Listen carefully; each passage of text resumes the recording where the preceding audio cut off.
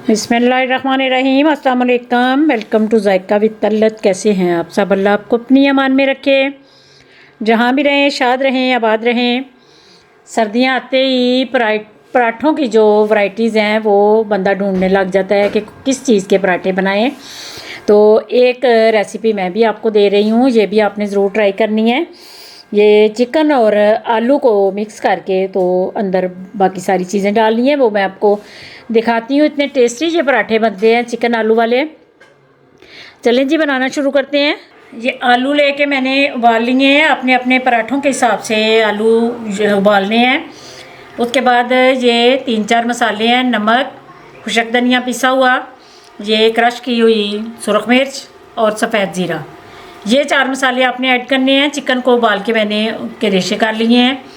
धनिया पुदीना ये दोनों चीज़ें आपने डालनी हैं, और सब्ज़ मिर्च 3-4 मैंने बारीक कश कर लिए। ये सारी चीज़ें मिक्स करके तो मज़ेदार सा पराठा तैयार करते हैं। मैं इनको ज़रा कद्दूकश कर लूँ पहले। आलूओं को कद्दूकश करने से अंदर बिल्कुल भी गुठली कोई नहीं रहती, तो फिर पराठा बड़ा खूबसूरत बनता है।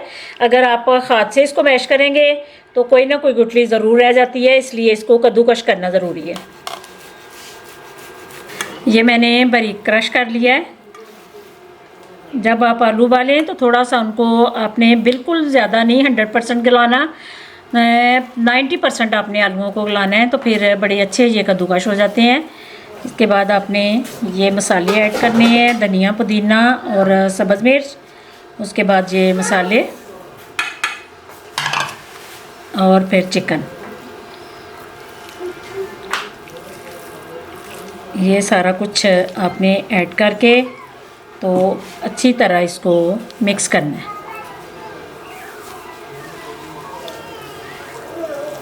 ये सारा मैंने मिक्स कर लिया है।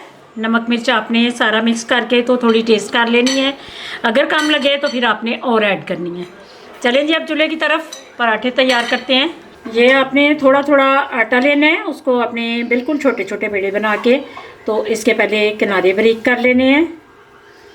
इस तरह किनारे बारीक कर लें तो पराठा बड़ा क्रिस्पी बनता है। अगर किनारे मोटे बने तो फिर पराठा जो है क्रिस्पी नहीं बनता। इस तरह करके इसको भी आपने किनारों को बारीक कर लेना है, इस तरह। उसके बाद उश्का लगाना है दोनों साइडों पे, और थोड़े थोड़े आपने पहले इनको बेल लेना है। किनारों तक आपने करके इसको सेट करके तो फिर रोटी बनानी शुरू करनी है। अगर आप सेंटर में रख के बनाना शुरू करेंगे तो किनारे सारे खाली रह जाते हैं और उस पराठे का मज़ा नहीं आता। इसलिए आपने इसको पहले सारे आलूओं को किनारों तक में सेट करना है। उसके बाद मैं रोटी बनानी आपको दिखाती हूँ कि शुरू करनी है। ये देखें, किनारों तक गया है इस तरह। उसके बाद ये वाली रोटी आपने पकड़नी है और इसको ऊपर सेट कर लेना है। इसके अंदर ऑयल वगैरह बिल्कुल भी नहीं डालना, फिर ये पराठा पतला नहीं बेला जाता। फिर आपने किनारों से इसको ज़रा दबा लेना है, उसका हाथ को लगा के तो किनारों को प्रेस करना है आपने। बाज़ दफ़ा ऐसे होता है कि पराठा बनाते बनाते खुल जाता है तवे पे, और ये दोनों जो लेयर्स हैं ये अलग अलग हो जाती हैं। ये आप जितना भी बारीक करेंगे उतना ही हो जाएगा, क्योंकि आलूओं की बिल्कुल भी अंदर गुठली नहीं है। ये देखिए,